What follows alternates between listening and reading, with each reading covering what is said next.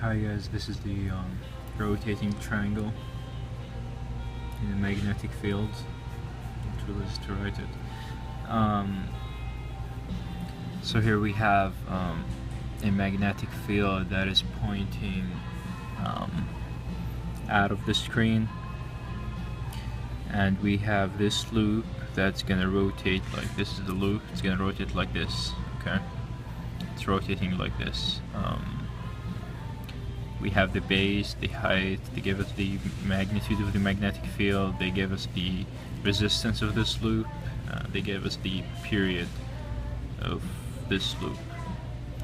Okay, so the first question they're asking is, they want to find the angular frequency, which is the omega. Okay, and since they gave us the period, we can do this. 2 pi over the period will give us the angular. Okay, and for me it was 3.925. okay. Alright, so question number 2, what is Imax, the magnitude of the maximum induced current? Alright, so we know that I from Ohm's law is voltage over R, and in this case the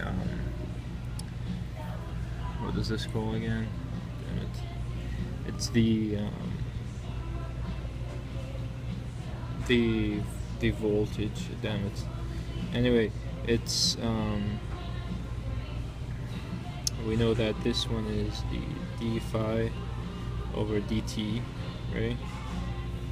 And then we know that the phi for this kind of rotation will be n, the number of turns, times b times a times sine of omega t. You can look at the how they got this from the pre-lecture, and when we differentiate this guy here, we'll differentiate this, right, because it's with respect to time. So what we'll get is, since this is one term, so we'll assume that it's not here, it's going to be b times a times the cosine, it's going to be negative because this is negative. Oh well, it doesn't matter anyway, forget this, cosine of omega t, and then differentiate the inside, which is w, okay, divided by the r. And since they want the maximum induced current, we'll assume that the cosine will be 1 because that's the maximum for it. Alright, so just plug in your numbers. You know the a for the triangle is just half bh, half b and h times h, and you'll get your Imax from this guy. Cool.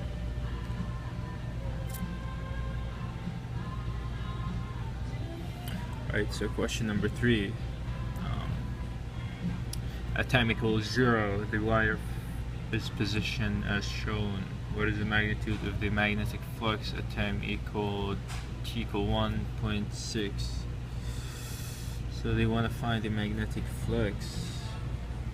So the magnetic flux for this guy is just NBA sine of omega t. Alright, so this is 1. We know B, we know A, and we're just plugging sine the omega t, right? Make sure it's in radian. Okay. Is there anything else I want to tell you about this guy? Oh yeah, I got for this guy 0.09152, and this is Tesla meters squared. Alright, so number 4. Number 4 is, what is I induced current at this time here? Okay, time equal 0.6. Okay, so let's do the same thing. So I equal R, which is, let's just take the results we got from differentiating all this. We got that B A W cosine of omega t, right, divided by R.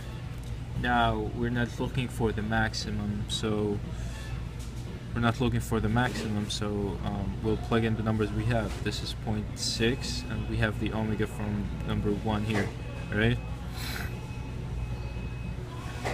So we have B, we have A, we have the omega, we have the cosine now, and we have R. So yeah, we'll get the value for this, and I got 0.124. And they said that it's defined to be positive if it's going from the positive to the negative y-axis, okay? And it is positive. And if you look here, when it's like rotating, it's losing dots, the magnetic field that is going up. So what this is gonna do is it's gonna induce a current that's gonna gain more of the dots. That means magnetic field going out of the screen.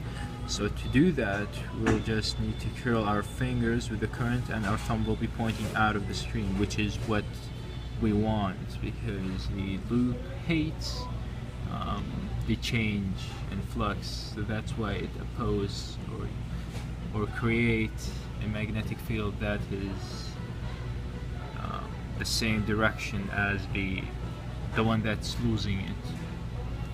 I hope this makes sense. It does to me. Anyway, good luck, my friends.